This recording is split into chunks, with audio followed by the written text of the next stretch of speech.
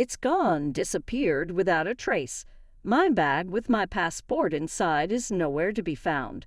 Frantically searching, I felt the disapproving gaze of my mother-in-law Olivia, accompanied by a sardonic smile. "You brought this upon yourself," she sneered.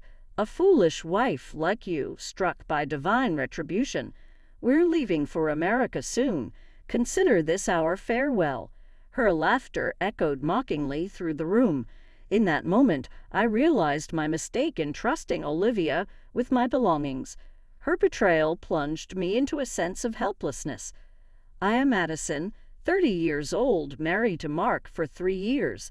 Though we haven't yet started a family, we've built a happy life in a town near Mark's parents' home. Even after marriage, I juggled the responsibilities of a career and household, striving to balance both with dedication. It had been 5 years since my father-in-law passed away. Olivia, living alone now, frequently visited our house to criticize my housekeeping, which had become a significant source of stress. "Why don't you quit your job as a working mother? Your work isn't that important anyway. You can't manage properly and your housekeeping is mediocre," she would often say, running a finger along our floors. "There's so much dust here, it's disgusting," she'd add with a dramatic sigh. I'll admit I'm not the best at housework, but being accused of neglecting dusting felt unjust. I cleaned diligently every morning before work and coped with our household's health and maintenance. Yet Olivia seemed to say whatever she pleased. Belittling me seemed to be her way of relieving stress. Every day became a struggle. Then, out of the blue, Olivia proposed a family trip, inviting us and Mark's sister's family along. Emma, my sister-in-law, was as mild-mannered as Mark, and we often enjoyed each other's company at our homes. However, the thought of traveling with Olivia made me uneasy. I had often confided in Mark about Olivia's cutting remarks, so when I expressed my reservations about the trip, he'd offered an optimistic perspective. "Mom wants to join us. Maybe she's trying to create positive memories with you. It could be a chance to bridge the gap and build a more open relationship," Mark suggested with a hopeful smile. "You're right. It's our first trip together. Perhaps we'll make wonderful memories and break down barriers," I agreed, buoyed by Mark's encouragement. Olivia took charge of all the planning, from choosing the destination to mapping out the itinerary, leaving us to fit our schedules around hers. "I wonder where Mom has in mind. Hopefully it's not too pricey," Mark remarked casually. She mentioned Australia in her email. I sighed, my apprehensions confirmed. Olivia had picked an extravagant international destination without considering our financial circumstances. "Well, we can't change it now. Mom picked it, so let's go along with her choice this time," Mark reasoned. Understanding his sentiment, I managed to finance the trip from our savings. Mark, Emma's husband, and I synchronized our vacations with the trip, and soon we were ready to depart. We safely arrived in Australia on the scheduled day. Time flew as we immersed ourselves in the breathtaking natural landscapes and savored delicious cuisine. Before we knew it, it was time to head back home. It was such an amazing trip. I even got quite a tan, Olivia exclaimed cheerfully, still enthusiastic even at the airport. "Yes, it was truly fantastic and enjoyable," I replied, trying to match her excitement. However, I couldn't shake a lingering disappointment. "What's bothering you? You seem a bit down," Mark asked, noticing my expression. "Well, it's not a big deal, but I didn't get to connect with your mom as much as I had hoped. We hardly had a chance to talk privately during the trip," I confessed. Mark placed a comforting hand on my shoulder and reassured me, "Don't dwell on it too much. We all had a great time together, and that's what counts." His reassuring smile eased my concerns, thinking, I might be overthinking things. I followed the group. "It's quite crowded here. I need to use the restroom before we board," Olivia announced, turning to me. "Madison, could you hold my bags for me? Everyone, leave your bags with her and let's go together." She handed me her heavy luggage and hurried off. I actually need to use the restroom too, Emma apologized, noticing my situation. I'll take over once I'm back. Just wait here for me. Shortly after they departed, Olivia returned alone. That was quick, I remarked, surprised. It was empty. Now, where did you put my bags? She scanned the area. Oh, they're right over there. I pointed to her luggage by her feet. Why is my expensive bag on the floor? I gave it to you so it wouldn't be set down. How could you be so careless? She retrieved it and held it protectively, though it was cumbersome, especially since I was still holding everyone else's bags as well. Olivia, I interrupted sharply. Enough. You're so thoughtless. Why don't you go to the restroom as well? I'll graciously keep an eye on your bags. Just leave them on the floor. Your inexpensive bag will be fine, she stated arrogantly. Thank you, I'll be quick, I replied, placing my bag on the ground and heading towards the restroom. To my dismay, there was a long line when I arrived. Emma emerged shortly after. What about the bags, Madison? She asked anxiously. I left them with Mark's mom so I could use the restroom, but it's really crowded in there. This might take a while, I explained, feeling uncertain despite Olivia's assurance that it was empty. After what felt like an eternity, I finally returned.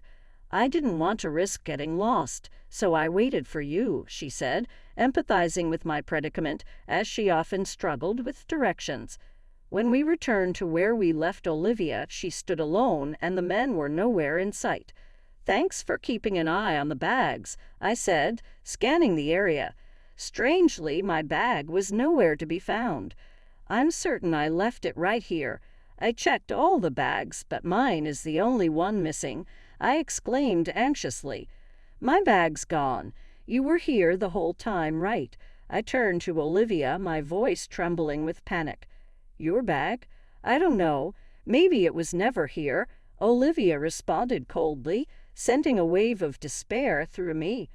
No, I know I left it here, right in front of you, I insisted, feeling a sense of betrayal. I didn't see anything. Don't blame me, Olivia retorted dismissively. I placed it there because you asked me to. What should I do? My passport was in that bag, I cried out in distress, my mind racing. Olivia sneered at me, her smile dripping with sarcasm. Maybe this is karma for how you treated my bag, tossing it on the floor. A lousy wife like you deserves to suffer the consequences and stay behind in America. I don't have time to deal with this. You're on your own, or leave without you, she declared callously. Goodbye, Olivia laughed mockingly, filling me with anger at her callous words. This wasn't just my problem. My bag held everyone's passports. Without it, none of us could return to America. Olivia's expression froze in disbelief. What? Why do you have everyone's passports? She grabbed my arm, her voice rising in alarm. Emma, who had been listening intently, stepped in to clarify. We were concerned about losing them with all the luggage, so Mark took charge of them. You might have forgotten because you were busy, Mom, Emma explained gently. Olivia reacted sharply. Is that so? I must have been distracted and forgot. But why were the passports with you and not Mark? That's odd, she accused, her tone accusatory. Mark had too much to carry, so I've been holding on to them since we left at the hotel, I explained calmly. Olivia's temples pulsed visibly as she exclaimed, Why didn't you mention something so important? I had no idea your bag contained everyone's passports. I would have kept a closer watch if I had known. I struggled to believe her words. What do you mean? You took your eyes off my bag earlier. If you didn't know about the passports, was my bag stolen? Emma, looking pale and alarmed, confronted Olivia. Mom, please explain. Was Madison's bag really stolen? She pressed. I have no idea if it was stolen. It was simply gone when I noticed, Olivia retorted coldly, standing with her arms crossed, unapologetic. I can't believe this. It's so irresponsible. I said, feeling betrayed. Just then, Mark and the others returned, noticing our distressed expressions. "What's wrong? Is everything okay?" Mark asked, his concern evident. I quickly recounted the situation, and Mark sighed deeply, casting a disappointed glance at Olivia. "This is serious. We need to search for the bag immediately." Mark and I shared a confirming glance. "I left it right here, Olivia. You specifically asked me to place it here." I gestured towards the corner where all our luggage had been placed. It only took us about 15 minutes to return from the restroom. It must have been taken during that brief window. "Olivia, where were you?"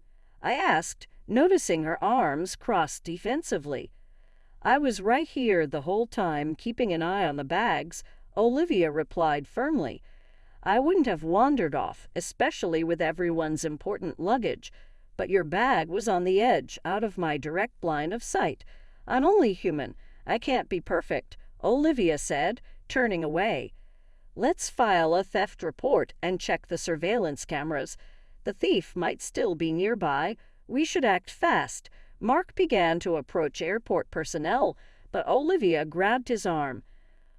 "Hold on a moment. Filing the theft report seems extreme.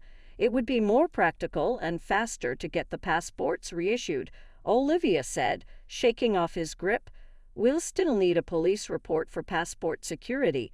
Then we can proceed to reissue them at the embassy." "Checking the surveillance footage could also help us recover the bag," Emma interjected, aligning with Mark's plan. "That's right, Mark. We should move quickly," I added. Olivia countered defensively. "This is all her fault. She should take charge of finding the thief herself. Police involvement is unnecessary when she can handle it." She grew increasingly furious, launching into a tirade. Emma swiftly interjected, "That's not fair. Madison didn't cause this. Mom, you should admit you didn't watch the bags properly."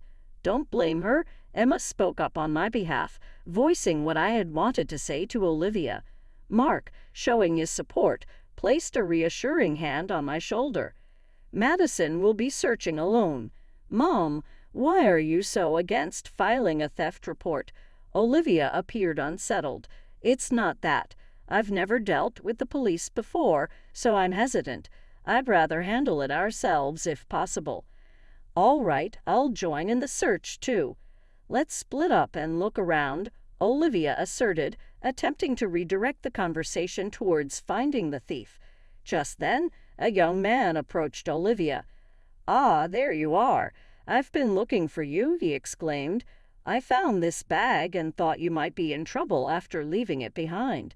I'm glad I caught you. Your trip could have been ruined." He handed over my bag, bringing relief to the tense situation. "Where did you find this bag?" I asked him, taken aback. "The lady left it on a table in the lounge over there. I tried calling out to her, but she didn't hear me and disappeared into the crowd, so I've been searching for her," he explained, leaving us stunned. "She left it in the lounge without a second thought." The young man handed the bag to Olivia. "Please be more careful. You're fortunate I found it. Someone else might have taken it."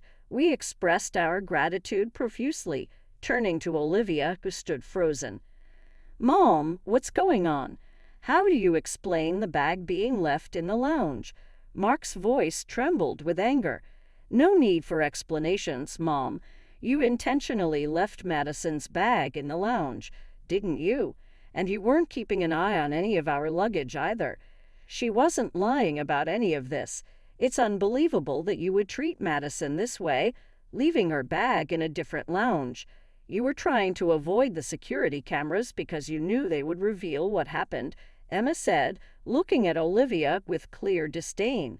I quickly checked the bag's contents: passports, wallets, and mobile phones, all safe. We were incredibly fortunate that such a kind person found it, relieved yet seething with anger. I turned to confront Olivia. "How could you do this, Olivia?